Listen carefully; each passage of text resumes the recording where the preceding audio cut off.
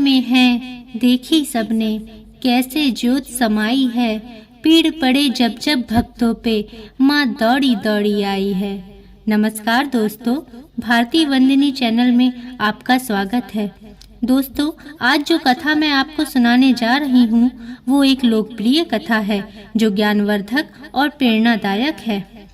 यह कथा माता के जगरातों में कही जाने वाली कथाओं में सबसे पहले कही जाती है। इस कथा के श्रवण मात्र से ही माता के जगराते से प्राप्त होने वाले फल का आनंद मिलता है। इसलिए आपसे निवेदन है कि इस कथा को पूरा सुनिएगा, बीच में ही ना छोड़िएगा। और इससे पहले यदि आपने अभी तक चैनल को सब्सक्राइब नहीं किया है तो चैनल को सब्सक्राइब अवश्य कर लें और बगल में बनी हुई घंटी को अवश्य दबा दें। तो चलिए विश्व प्रसिद्ध माँ वैष्णो देवी के दर्शन करते हुए कथा को शुरू करते हैं। एक बार की बात है, इंद्रलोक के राजा देवराज इंद्र अपनी 2 अप्सराओं से अत्यंत प्रसन्न होते हैं। उन दोनों अप्सराओं का नाम तारामती व रुकमन था और अपनी प्रसन्नतावश उनसे कहते हैं कि हे अप्सराओं, आज मैं आप दोनों से बेहद प्रसन्न हूँ। मांगो, आप दोनों मुझसे क्या वरदान मांगना चाहती हैं।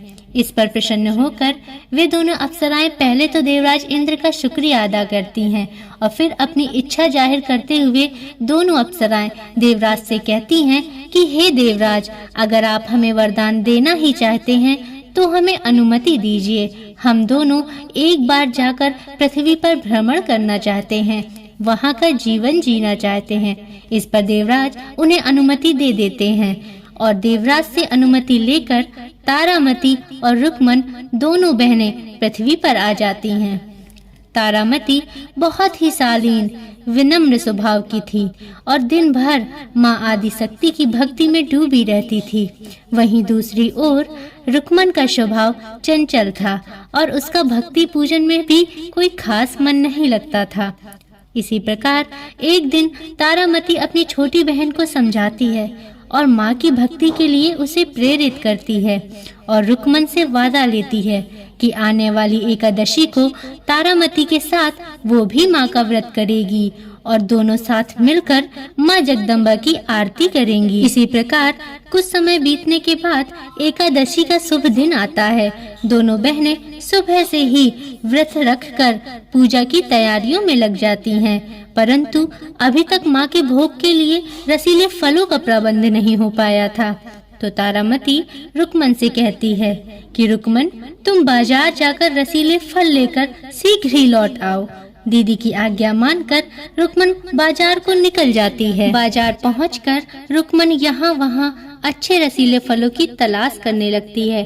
तभी उसे वहाँ एक दुकान दिखाई देती है जहाँ बहुत भीड़ लगी हुई थी। रुकमन सोचती है कि वहाँ शायद अच्छे फल मिल रहे होंगे और वह उस दुकान की ओर चल देती है।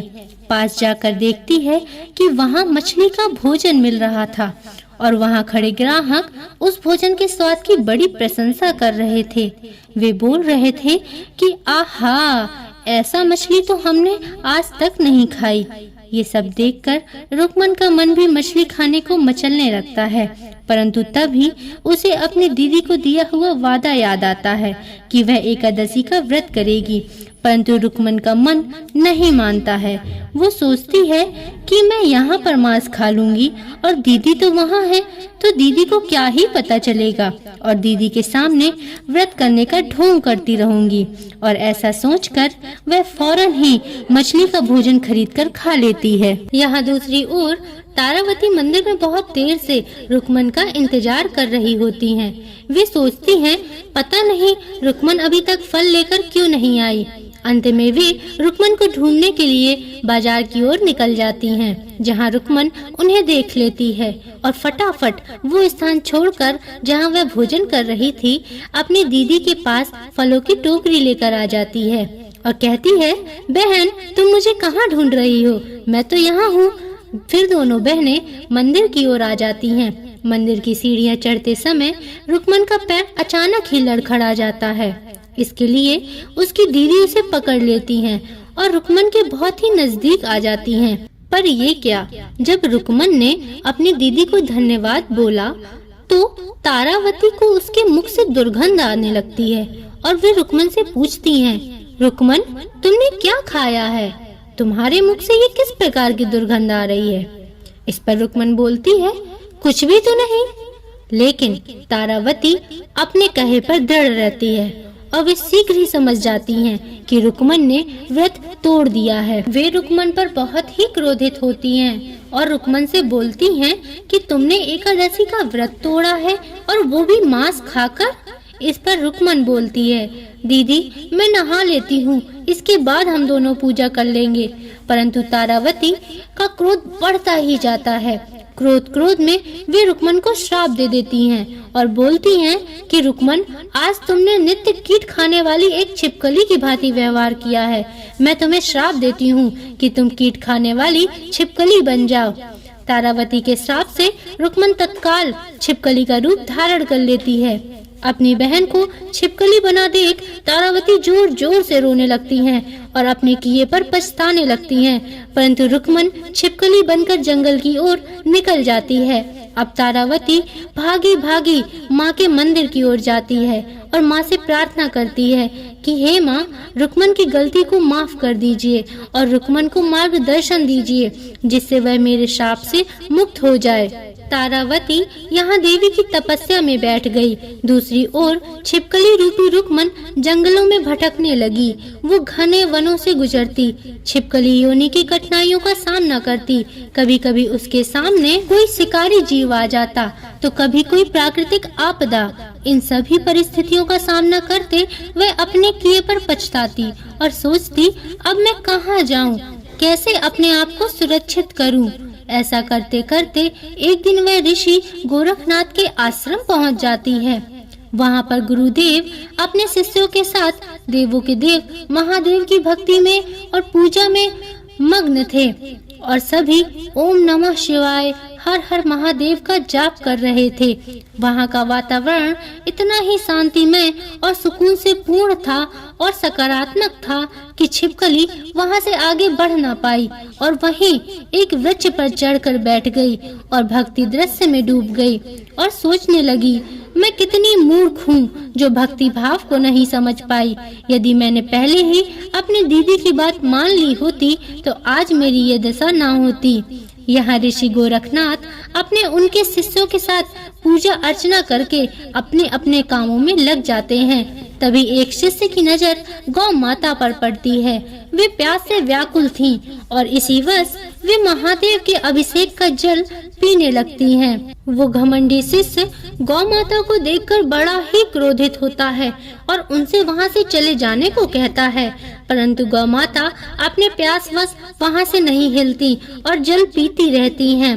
अब इससे रुष्ट होकर वह शिष्य बोलता है, लगता है तू ऐसे नहीं मानेगी, मैंने तुझे बातों से बहुत समझा लिया। फिर वह गौ माता को मारने के लिए एक डंडा लाता है और वह माता पर प्रहार करने ही वाला होता है कि वहाँ गुरुदेव आ जाते हैं और शिष्य को ऐसा अनर्थ करने से रोक देते हैं।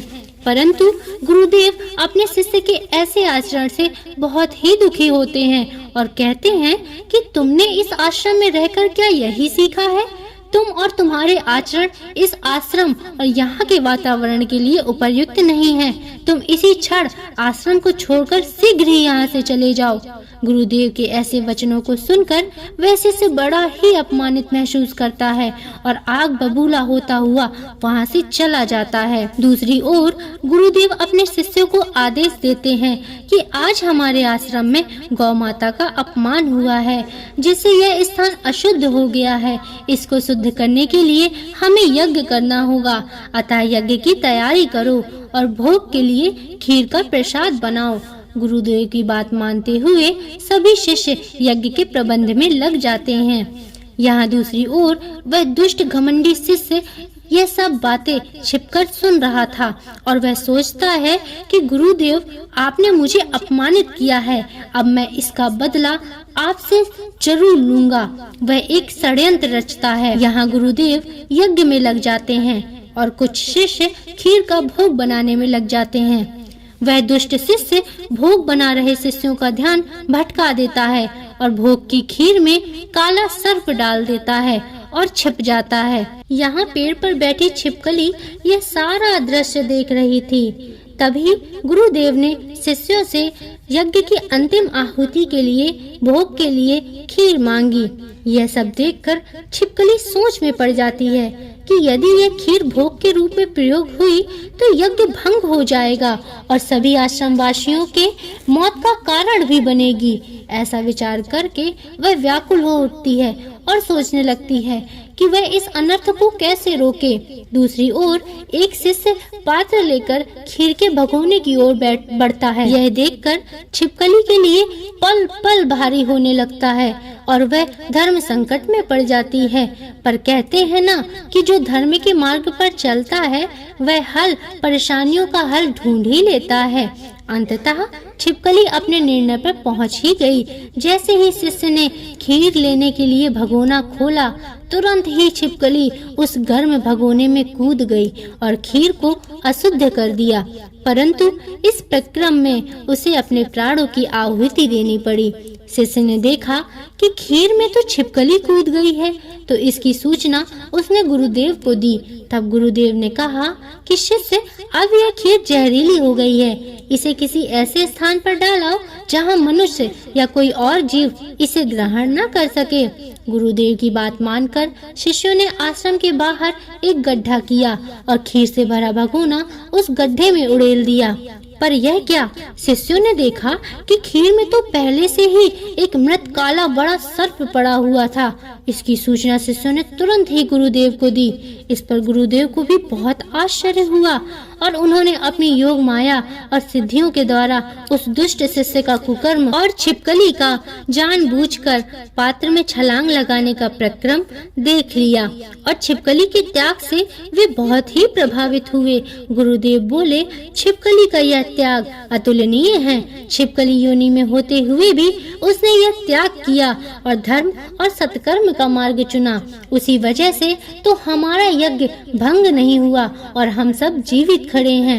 यह यज्ञ का फल उस छिपकली को ही मिलना चाहिए। तथा गुरुदेव ने उस दुष्ट को श्राप दिया और कहा, हे दुष्ट प्राणी, तुम आजीवन कष्ट में रहोगे, तुम्हें कहीं भी सहारा नहीं मिलेगा, तुम मेरे या किसी और आश्रम में कदम भी नहीं रख पाओगे और अगर ऐसा किया तो उसी क्षण तुम भस्म हो जाओगे। इस प्रकार आगे बढ़ते हुए गुरुदेव और शिष्य यज्ञ की अंतिम आहुति देने के लिए बैठ गए और प्रार्थना करने लगे कि हे ईश्वर, छिपकली योनि में होते हुए भी उसने धर्म और परोपकार का मार्ग अपनाया है और प्राणों का त्याग कर अतुलनीय कर्म किया है, तो हे ईश्वर, उसे इस छिपकली योनि से मुक्ति दे और मनुष्य योनि में जन्म दे ताकि वह मनुष्य बनकर अपने धर्म और सत्कर्म का सुगमता से पालन कर सके। तो दोस्तों, देखा आपने, छिपकली ने छिपकली योनि में होते हुए भी धर्म का मार्ग अपनाया और उस तुच्छ शिष्य ने इंसान होते हुए भी मानवता धर्म तक का पालन नहीं किया, तभी उसे आजीवन दुख मिला और छिपकली को सद्गति प्राप्त हुई। दोस्तों, आशा करती हूँ कि आपको यह कहानी पसंद आई होगी। इसके आगे रुक्मन का क्या हुआ तथा उसको कहाँ जन्म मिला तथा तारावती को उसके तप और भक्ति का क्या फल मिला, इस सब प्रसंगों का वर्णन कहानी के दूसरे भाग में आपको सुनने को मिलेगा। अतः इसके लिए हमारे चैनल को सब्सक्राइब अवश्य कर लें और बगल में बनी घंटी को अवश्य दबा दें तथा कमेंट में जय माता दी लिखना ना भूलें।